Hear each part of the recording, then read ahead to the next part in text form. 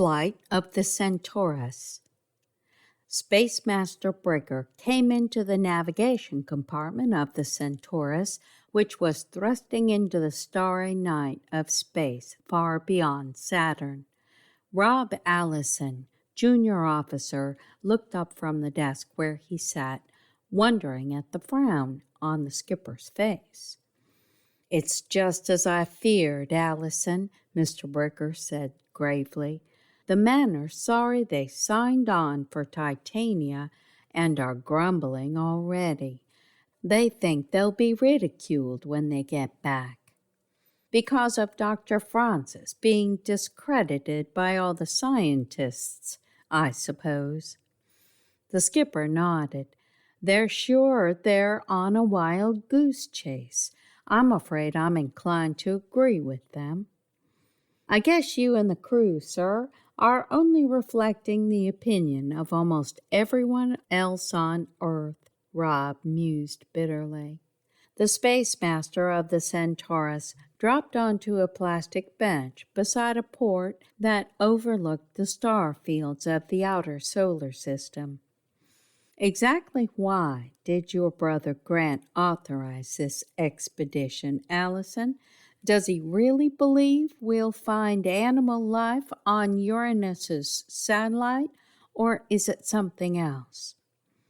Grant Allison, an illustrious front-rank explorer of several years before, was now president of Interplanet Exploration, which controlled research space travel. Rob relaxed as he prepared to answer. "You probably didn't know, sir, that Dr. Franz put my brother through space school when our father couldn't afford it. He was Grant's teacher in space mechanics in high school and thought he showed unusual promise." "That would explain President Allison's interest in Dr. Franz," Mr. Brigger agreed. "But I can't understand an intelligent man like your brother falling for a harebrained story such as Dr. Franz told." The facts of Dr. Franz's amazing discovery were known to the whole world. While studying the planet of Uranus a distance 2.5 years before, the research ship blew a rocket tube and was forced down on Titania, Uranus's largest moon.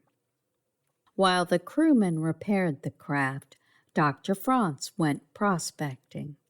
After he returned, he reported that he saw fish life swimming beneath Titania's solid ice sheet, where the temperature was 300 degrees below zero Fahrenheit.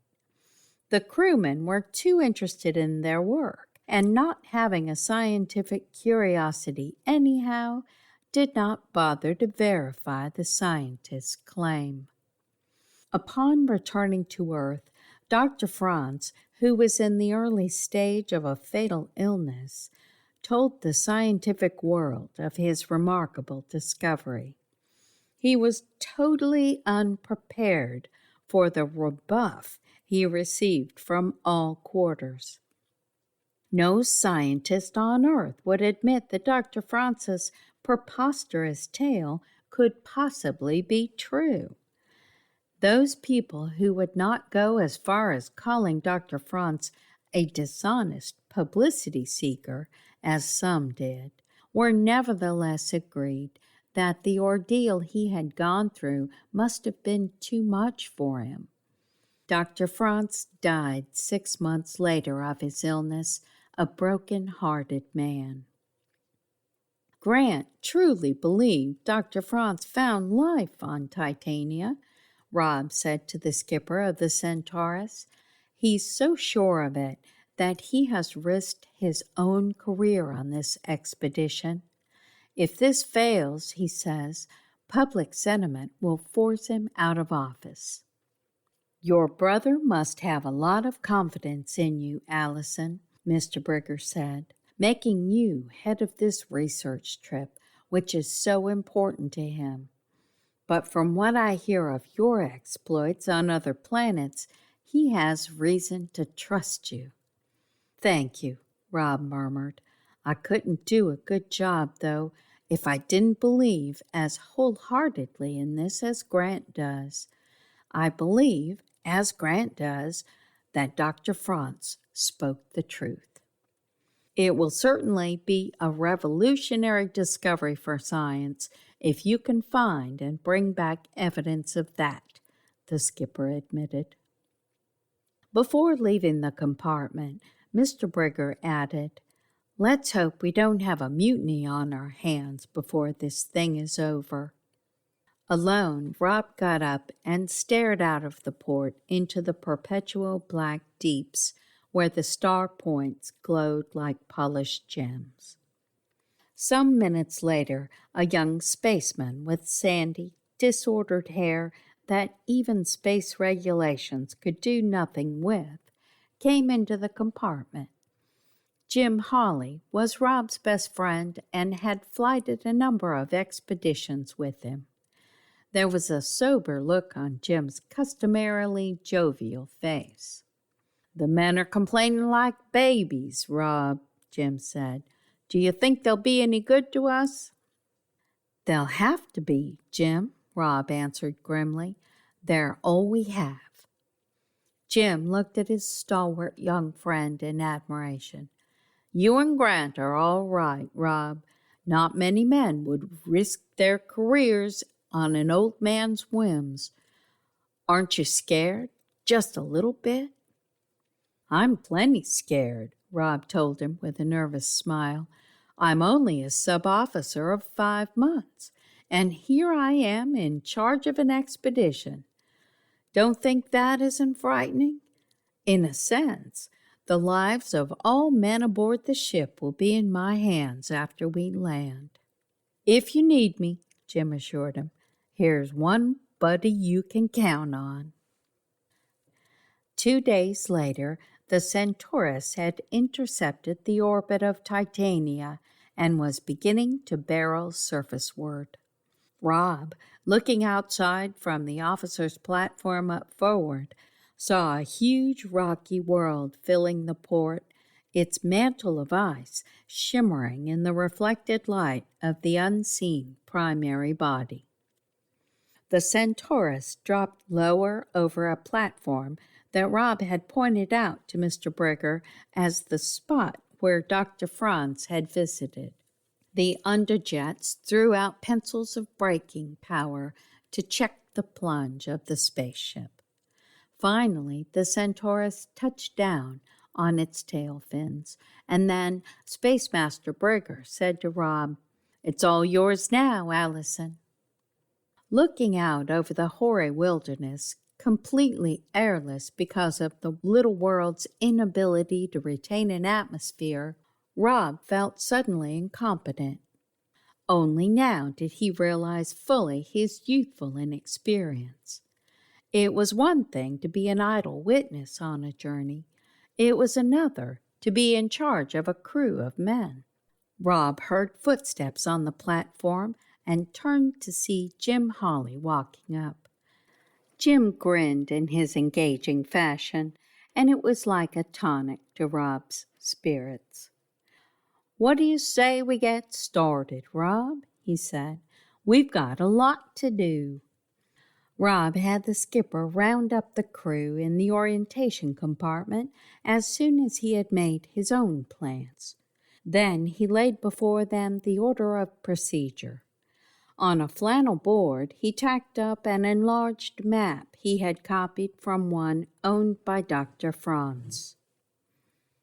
"Here's a sketch of this area," Rob explained. Dr. Franz neglected to mark where he had seen the fish-like animal swimming beneath the surface. He did report that he was only able to find one after days of searching. They must be very scarce. "So scarce there probably aren't any at all," retorted one of the sub-officers in a low voice. Rob ignored the remark and went on with his explanation. "We'll scatter out over the area and begin searching. It won't be an easy job because the ice isn't completely clear, but is streaked through with ammonia and other opaque solubles. "Just how long will we have to keep up this search?" another crewman demanded. "I don't want to spend Christmas in this forsaken place." Space Master Brigger spoke up then. "We can spend 7 days on searching and still have enough supplies and fuel to get us home again. If we don't find anything in that time, we'll start back just the same. Is that clear, Mr. Allison?" "Yes, sir," Rob said. 7 days sounded like ample time, but the area they had to cover was several square miles. From Dr. Franz's description of the place, the liquid medium beneath the ice was wide and deep, a veritable ocean. Beneath this solution, the ice began again and extended into the core of the small planet. Explanations over, the majority of the crew, about 20 spacemen, climbed into their space gear, Rob and Jim with them. Mr. Brigger and a few key personnel would remain aboard to attend the operational facilities of the ship. The suits were triple reinforced against the exceeding cold and were electrically heated. The helmets, with inside radio sets, were frost-free types, and the shoes were doubly weighted and spike-soled for navigating over the icy, low-gravity surface. The men descended to the ground on an escalator dropped from the side of the Centaurus. Rob had the men spread out, 2 by 2, as safety buddies. He concentrated on the farther corners of the ice field to begin with, intending to bring the searchers closer and closer to the ship each day. As the men began hiking over the glacier, Rob and Jim talked together through their helmet radio sets. "I don't understand how the water under the ice flows without freezing in this super low temperature," Jim remarked. "It can't be water," Rob answered. "It's something else, probably a liquefied gas with an extremely low freezing point. Whatever it is, it must contain all the elements needed to support its strange life forms." "Let's start looking too, Jim," Rob suggested. The first day passed without success, then the second. Night was only a relative term, for Uranus, Titania's main source of light, was never out of the sky.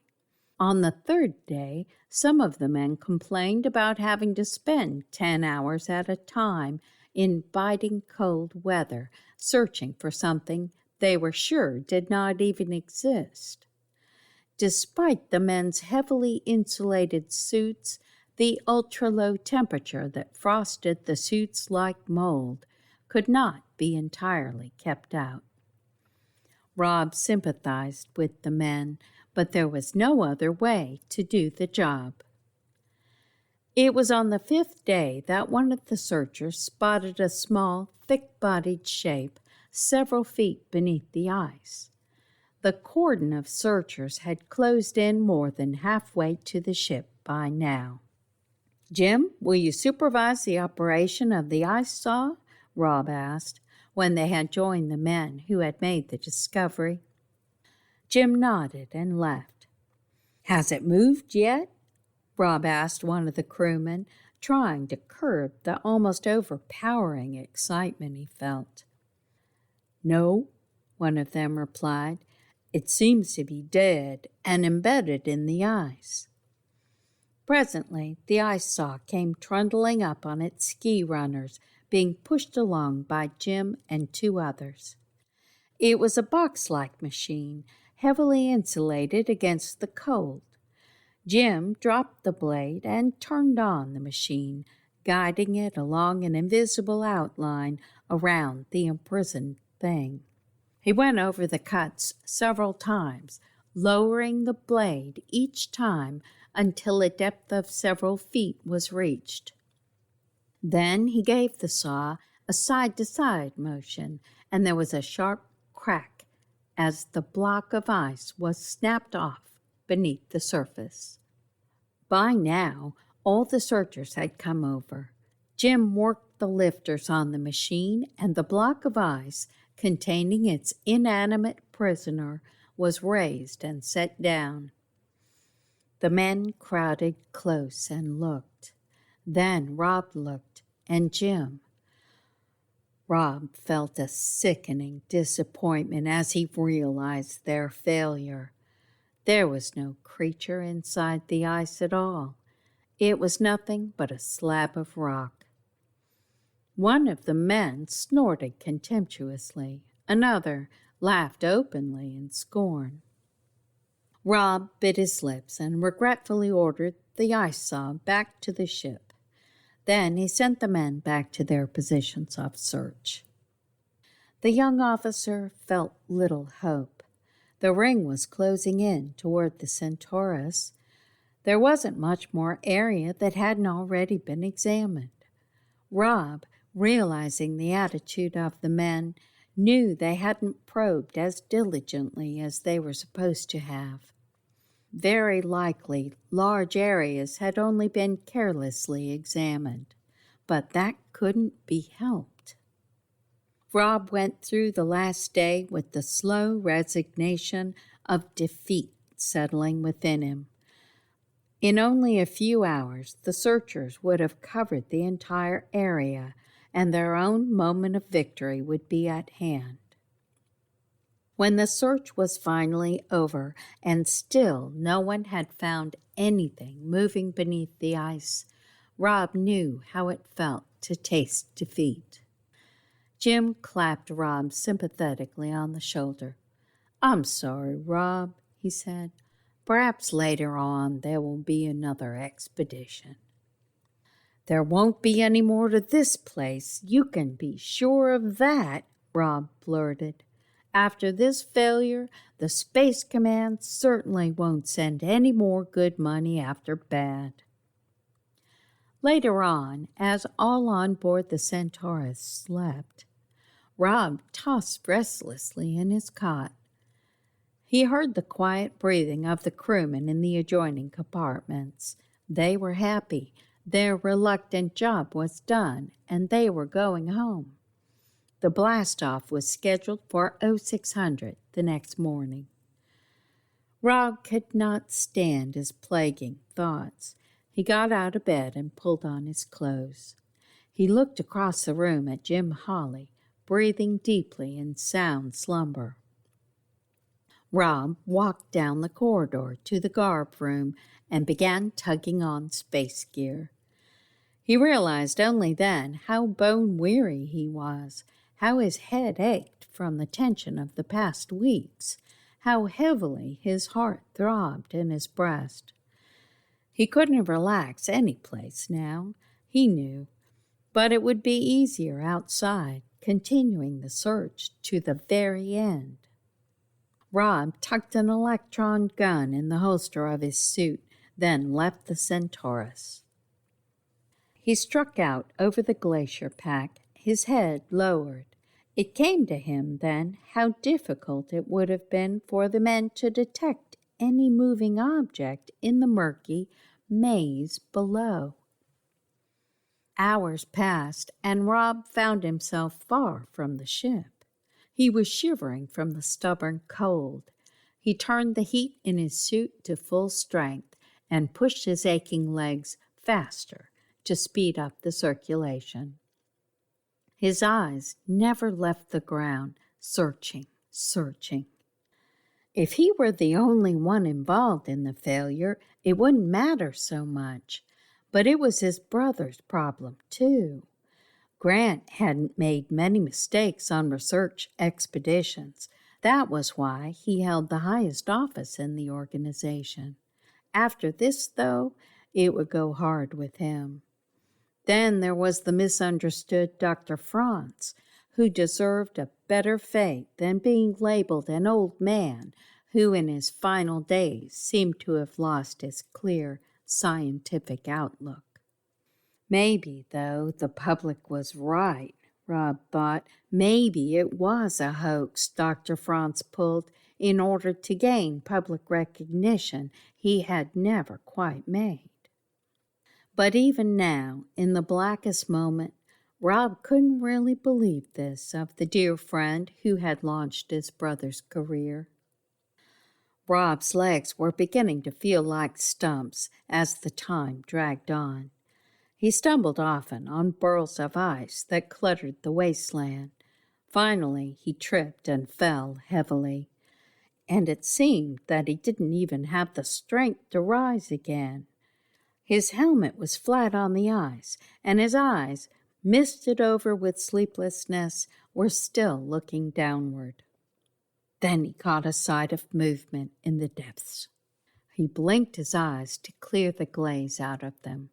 "There it is again," he said aloud. "It's no hallucination either."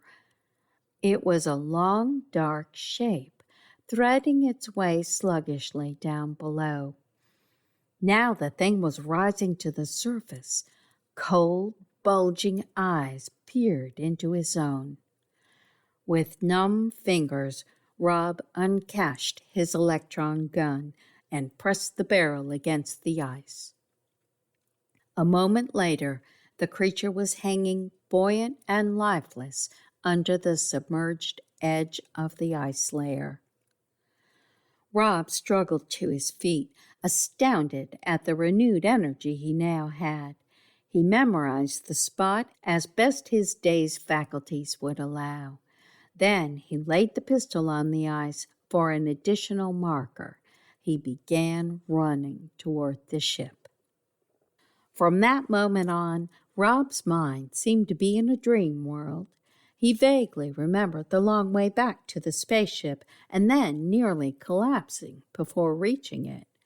He dimly remembered Jim, who had missed him, coming outside and assisting him into the warmth of the vessel, and he barely recalled pouring out the story of his find.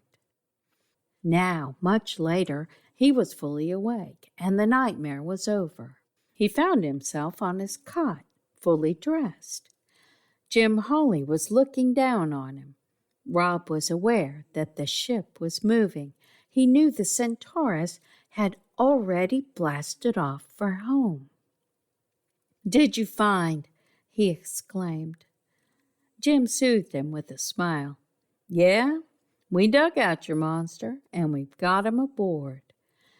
If you're through being a sleepyhead, I'll take you to see him." "How long have I been under?" 12 hours. "Wow! Feel rested?" "Good as new," Rob answered. They went down the corridor to one of the cold storage compartments. Several of the crew were inside, as well as the skipper. But Rob wasn't noticing the men. He was looking at a dark, alien form lying on the floor. Rob went over closer and knelt down. The creature was fish-like, and the strangest thing about it was the glistening dark skin, similar to metal. Rob touched it, and it was like stroking cold steel. "No wonder it can live in such frigid temperatures," Rob murmured. "With a metallic covering like that, won't the scientists back home have a picnic dissecting him?" He stood up and found his gaze level with Mr. Brigger's. "I never believed your fantastic story," the chief officer said, "and I still doubt it after I've seen it. But I admired your spirit from the first, Allison. I believe you would have been as good a loser as a winner, and I'm proud to have flighted with you." He smiled and offered his hand to Rob, who shook it. Then the others came forward, and they, too, offered congratulations. But Rob's thoughts weren't for his own success this day. They were reaching ahead to when Grant Allison would be even more of a fabulous figure in the field of space science, and Dr. Franz would at last have claimed his well-deserved victory.